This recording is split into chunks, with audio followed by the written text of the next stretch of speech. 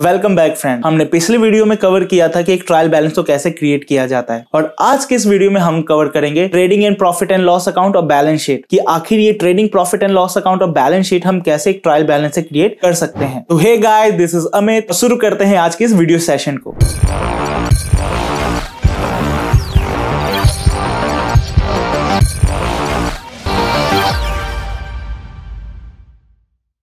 तो चलते हैं हम अपने मेन स्क्रीन पर और जानते हैं trading profit and loss account और बैलेंस शीट के बारे में। आइए जानते हैं कि पहला ही ट्रेडिंग अकाउंट हमारा होता क्या है। जब हम लेजर पोस्टिंग कर लेते हैं तो वही अमाउंट जो है हम ट्रेडिंग अकाउंट, फिर प्रॉफिट एंड लॉस अकाउंट और बैलेंस शीट में ट्रांसफर करते हैं। तो ट्रेडिंग अकाउंट क्रिएट किया जाता है आपके ट्रेड से रिलेवेंट जितने भी ट्रांजेक्शन होते हैं डायरेक्टली उनको जानने के लिए होता है। इसमें हम ग्रॉस प्रॉफिट और ग्रॉस लॉस को आइडेंटिफाई करते हैं। इसमें आपके सारे के सारे डायरेक्ट एक्सपेंसेस और डायरेक्ट इनकम को शो किया जाता है। आपके जितने भी डायरेक्ट एक्सपेंसेस होते हैं जैसे कि परचेज हो गया, सैलरी, वेजेस आपके हो गए, कैरिजेस हो गए, ये सभी आपके डेबिट साइड में शो होंगे। और जितने भी आपके डायरेक्ट इनकम होते हैं उसे हम क्रेडिट साइड में शो करते हैं। जैसे कि आपके सेल्स हो गए, ये सब आपके क्या है, एक तरीके का आपका डायरेक्ट इनकम होता है। इसी में आपका आ जाता है क्लोजिंग स्टॉक और स्क्रैप सेल्स भी। तो यहाँ पर आप स्क्रीन पर देख सकते हैं कि जो आपका ट्रेडिंग अकाउंट का एक फॉर्मेट होता है वो एक बड़ा सिंपल सा है और बड़ा कन्वीनियंट है। एक साइड आपका पर्टिकुलर होता है और दूसरे साइड आपका अमाउंट साइड होता है। सिमिलरली ये अभी जिस तरीके से ये डेबिट साइड के लिए था वैसे ही अब आपका क्रेडिट साइड में आपका पर्टिकुलर और वहीं पर हमारा दूसरी तरफ अमाउंट होगा। तो जैसा कि यहाँ पे आप देख सकते हैं कि जो आपका ट्रेडिंग अकाउंट है उसमें आपके दो पार्ट में डिवाइड है, एक डेबिट साइड और क्रेडिट साइड। डेबिट साइड आपके सारे के सारे एक्सपेंसेस को शो करेगा या फिर लॉसेस को शो करेगा और वहीं पर हमारा जो क्रेडिट साइड है वो हमारे इनकम को या फिर गेन को शो करता है। यहाँ पर आप देख सकते हैं अगर यानी कि हमारा अगर डेबिट साइड ज्यादा हुआ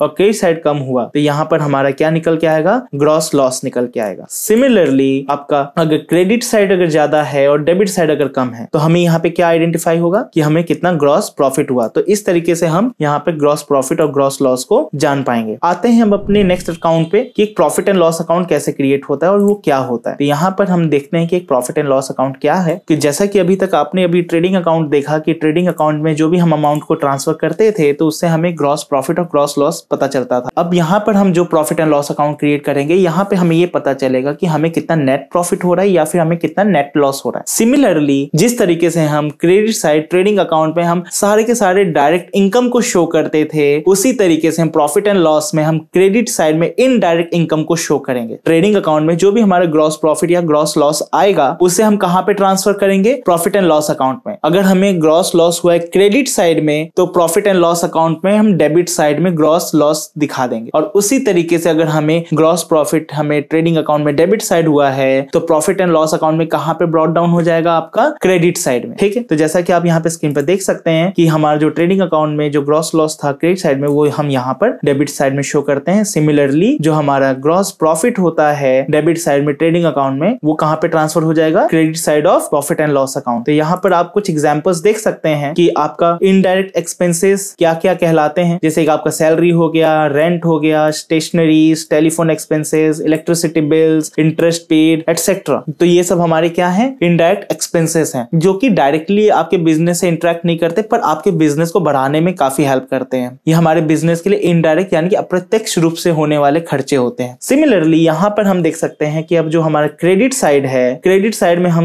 इनडायरेक्ट इनकम किसको किसको कह सकते हैं, जैसे हमारा रेंट रिसीव हो गया, डिस्काउंट रिसीव हो गया, कमीशन रिसीव्ड हो गया। इसी तरीके से बैड डेट रिकवर और हमें कोई फिक्स एसेट्स को सेल करने पे हमें किसी तरह का गेन होता है, वो सब हमारे क्या कहलाते हैं, इनडायरेक्ट इनकम होते हैं। जिस तरीके से अगर हमारा क्रेडिट साइड अगर हमारा ज्यादा है और डेबिट साइड हमारा कम है तो हमें क्या बताएगा, यहाँ पर नेट प्रॉफिट बताएगा। सिमिलरली अगर हमारा डेबिट साइड अगर हमारा ज्यादा है और क्रेडिट साइड अगर हमारा कम है तो वो हमें क्या बताएगा, नेट लॉस बताएगा। तो यही जो आपका नेट प्रॉफिट और नेट लॉस होता है ये हम बैलेंस शीट में ट्रांसफर करते हैं। अगर आपका नेट प्रॉफिट आता है तो हम वहां पे लायबिलिटी साइड में जो कैपिटल लिखते हैं उसमें हम ऐड कर देते हैं। सिमिलरली अगर हमें नेट लॉस हो रहा है तो बैलेंस शीट में जो हम कैपिटल अकाउंट लिखते हैं उसमें से हम नेट लॉस को माइनस कर देते हैं। तो आइए देखते हैं कि बैलेंस शीट क्या होता है। तो जैसा कि अभी आप स्क्रीन पे देख सकते हैं कि एक बैलेंस शीट की डेफिनेशन क्या है। किसी भी कंपनी के लिए जरूरी होता है उसका बैलेंस शीट क्रिएट हो जाना, क्योंकि हमें बैलेंस शीट से पता चलता है कि एक कंपनी की फाइनेंशियल स्टेटमेंट क्या है। तो जो आपका बैलेंस शीट होता है वो तीन चीजों से मिलकर बना होता है। पहला होता है एसेट्स यानी कि पूंजी, यानी कि आपकी संपत्ति कितनी है। दूसरी होती है आपकी लायबिलिटी यानी कि आप पर कितना कर्ज है या फिर आपने कितनों से कर्जे लिए हैं। फिर तीसरा होता है आपका ऑनर्स इक्विटी, यानी कि शेयर होल्डर्स इक्विटी, जिसमें हम ये चीजें बताते हैं कि आपकी कंपनी में कितने लोगों का निवेश है। तो इन तीनों चीजों से मिलकर एक आपका बैलेंस शीट क्रिएट होता है,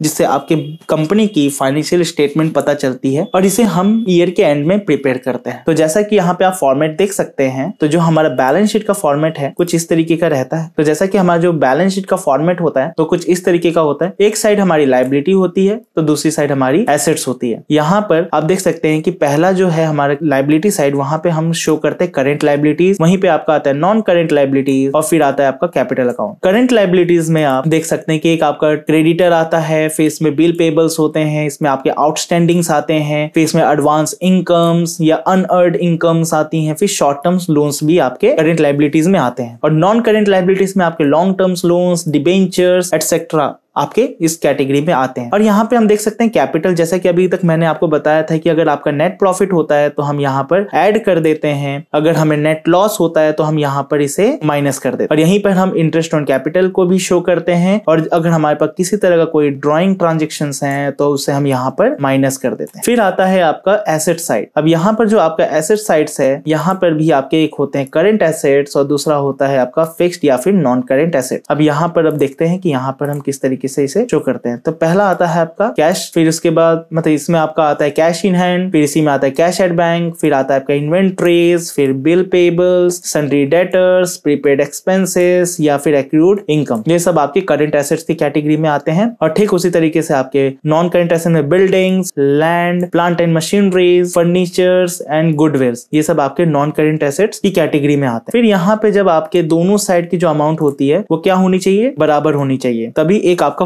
प्रिपेयर होता है एक फाइनेंशियल स्टेटमेंट या फिर किसी कंपनी का एक बैलेंस शीट हमारा यहाँ पर प्रिपेयर होता है। तो हे फ्रेंड्स, हमने इस वीडियो में जाना कि आपका trading and profit and loss account और बैलेंस शीट क्या होता है, और हम अपने नेक्स्ट वीडियो में कवर करेंगे कि हम कैसे एक trading and profit and loss account को और साथ ही साथ एक बैलेंस शीट को प्रिपेयर कर सकते हैं with the help of trial balance. तो आज की वीडियो के लिए बस इतना ही, तब तक के लिए बाय बाय। कोई भी सपना साकार करने के लिए सबसे जरूरी है सही कोच का होना। चुनिए बघेल इंस्टीट्यूट को और करें अपने skill oriented CS and IT courses का सपना साकार। Download the app now.